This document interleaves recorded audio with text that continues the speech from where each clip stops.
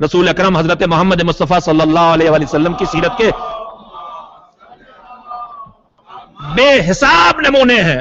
حضور کے نمایاں صفات میں سے سیرت محمد و آل محمد کا ایک نمایاں پیغام یہ ہے کہ ذاتی معاملات میں قوت برداشت کا زبردست مظاہرہ کیا جائے.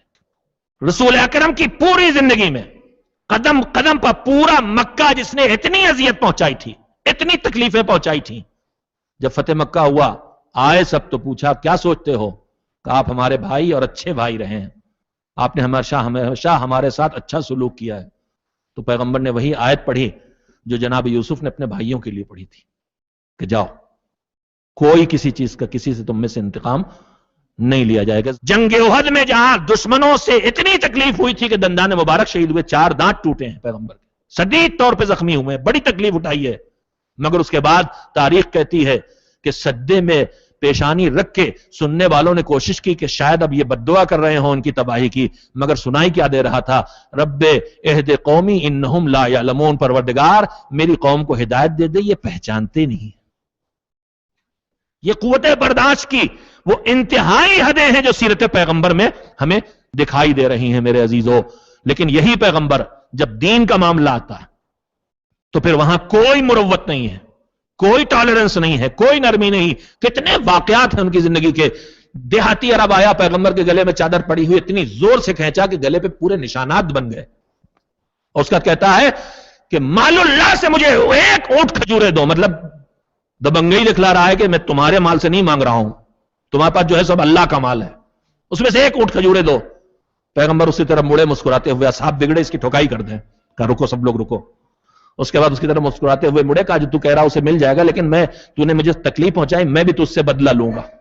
مسکرا کے کہا. تو اس نے کہا آپ بدلہ مجھ سے لے ہی نہیں سکتے. کہا کیوں؟ کہا مجھے پتا ہے آپ برائی کا بدلہ برائی سے لے ہی نہیں سکتے.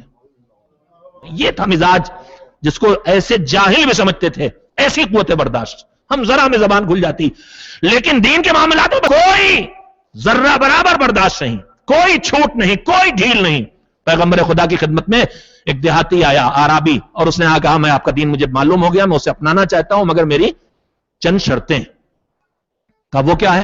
کہا میری 3 عادتیں ہیں اور میں ان 3 عادتوں میں سے ایک عادت چھوڑنے پہ تیار ہوں، باقی 2 عادتیں نہیں چھوڑوں گا. پیغمبر نے پوچھا کیا ہے تیری عادتیں؟ اس نے کہا میں چوری کرتا ہوں، شراب پیتا ہوں اور جھوٹ بولتا ہوں. جب اس نے کہا کہ میں چوری کرتا ہوں، شراب پیتا ہوں اور جھوٹ بولتا ہوں، مجھے ایک عادت چھوڑوں گا، کوئی ایک بتا دیں. پیغمبر نے کہہ دیا تو جھوٹ چھوڑ دے. گویا اس کی 2 شرطیں ظاہراً مان لی.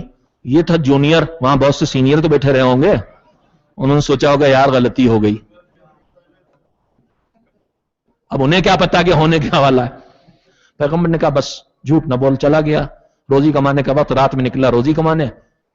اب دماغ میں آیا کہ اگر کسی گھر سے نکلے گٹھر اٹھر باندھ کے چوری کر کے اور کسی نے دیکھ لیا، رات کی تاریکی میں اکیلا آدمی نکل کے جا رہا ہے، تو کوئی اگر مل گیا، کسی نے کہیں سے دیکھ لیا، ارے بھیا اس رات میں کہاں جا رہے ہو، تو اس سے کیا کہوں گا؟ کہوں گا چوری کرنے جا رہا ہوں. پیغمبر نے کہا جھوٹ نہیں بولنا. کہوں مسجد جا رہا ہوں عبادت کے لیے، پیغمبر نے کہا جھوٹ نہیں بولنا. تو جھوٹ بول نہیں سکتا، یہ تو کہہ نہیں سکتا مسجد جا رہا ہوں. کہوں چوری کرنے جا رہا ہوں تو پھر منہ کیا دکھاؤں گا؟ جو پوچھ رہا ہے اس سے میں کہوں جا رہا ہوں چوری کرنے تو کاروبار بھی ہو نہیں پائے گا. اب یہ اشتہار شور ہو جائے گا، چور نکلا ہے، ہوشیار چور چور. تو پلٹ آیا واپس. اب ہماری آپ کی زبان میں روزی روٹی ہاتھ سے چھینی تو غم غلط کرنے کا خیال پیدا ہوا. دوسری عادت پینے کی، کہا چلے پیے. کہا اگر کسی نے دیکھ لیا تو کیا ہوگا؟ صبح ہوئی پیغمبر کی خدمت، پھر واپس آیا. دوبارہ مسلمان بنائیے، دوبارہ اسلام. کہا کیوں؟ کہا وہ جو شرط لگائی تھی میں نے وہ شرط نہیں چلے گی، مجھے اس شرط کے بغیر مسلمان بنا لیجئے. اس لیے کہ اس نے جب طے کر لیا کہ جھوٹ چھوڑنا ہے مجھے، تو جھوٹ چھوٹا تو چوری بھی چھوٹی، شراب بھی چھوٹی. یہ امہات الامراض اسی لیے کہلاتا ہے، جو ماں ہے، جھوٹ جو ہے وہ برائیوں کی ماں ہے. میں نے یہ عرض کرنا چاہا ہے کہ مذہب کے معاملات میں چھوٹ نہیں. اگر پیغمبر نے ظاہری طور پر چھوٹ دی بھی تو حقیقتاً وہ چھوٹ نہیں تھی، واپس آیا اور اس کو دوبارہ پھر سے کہنا پڑا کہ مجھے مسلمان بنائیے. یعنی خالی ایک رات اسلام کے ساتھ بسر کر کے اس کے شعور نے یہ پہچان لیا کہ اسلام لانا ہے تو شرطوں والا اسلام نہیں چلے گا، اسلام لانا ہے تو بلا شرط اسلام قبول کرنا پڑے گا.